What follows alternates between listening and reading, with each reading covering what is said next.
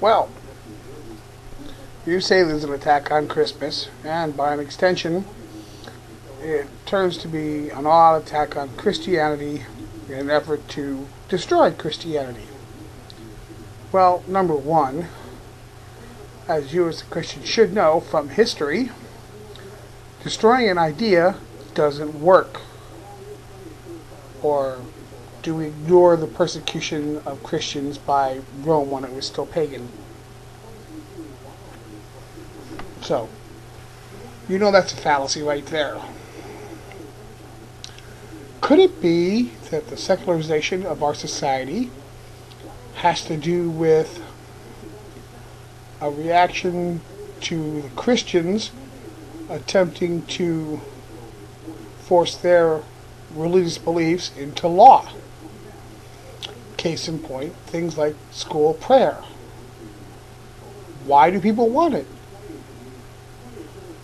Are parents afraid the children are not praying enough at home?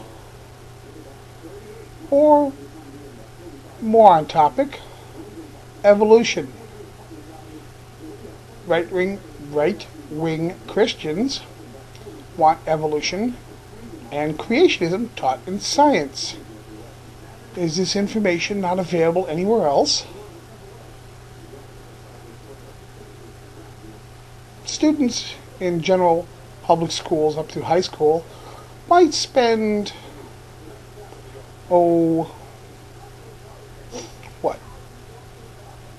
10 to 15 hours per school year on evolution, if you think about the entire curriculum that goes through. Isn't an equal amount of time or more spent on that in church on Sundays? I'm presuming people go to church. I've viewed people going to church twice a day. And it works for them. Why does it have to be taught in our schools?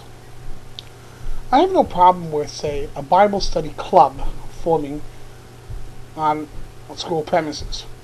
I have a problem with students proselytizing while on school grounds. Do you see the difference? I don't want any religion taught on school grounds. It doesn't belong there. It's that simple. Now you claim there's a small minority that would like to destroy Christianity. I'll grant you that point. It's not going to happen. Could it happen? In some bizarre future? Yes. There's also a small minority of conservative Christians who would take someone like me and like to burn me at the stake. Is that going to happen? No. You can't kill an idea. It's been tried before. Now, conservatives have been trying to destroy this country for a long time. I'll just stick with fairly recent history, where a minority forced through a little thing called prohibition. Maybe you heard of it. That was a conservative idea. It made something illegal. What happens when you make something illegal that people want? Why? Somebody will provide it. Isn't that amazing? We took small-time criminals and turned them into big business. And here we are, 80 years later, still dealing with the nonsense from that small conservative minority that wanted to save us from the demon drink. The war on drugs. We all know it doesn't work. How much money is spent each year by the DEA, and they only interdict, what, 25%, if that? And organized crime is making a mint off of it. You can't legislate morality. You teach morality at home. It's not to be taught in the public schools. Public schools deal in education and learning social skills. That's what it's there for. So, when you stop trying to force religious views into becoming the law of the land, perhaps there'll be less secularization and more compromise. I don't have a problem with public property having a nativity on it, not a school. But town hall, who cares? Big deal. It's a nonsense issue. I'm pagan. I have no problem saying Merry Christmas. Doesn't mean what Christmas means to me is peace on earth, goodwill towards men, which should be something everybody's interested in.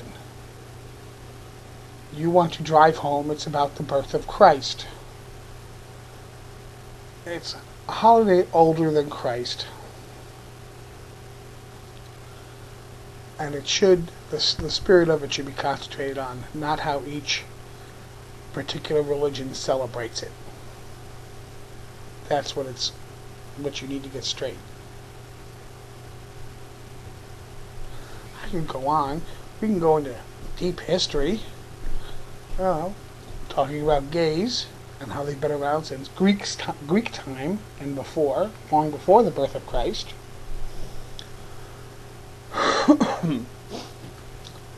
I could do abortion. I could do 10 minutes on that easy. The point being, you're having a secular reaction to Christians trying to force their religious beliefs to become the law of the land. That's what it is.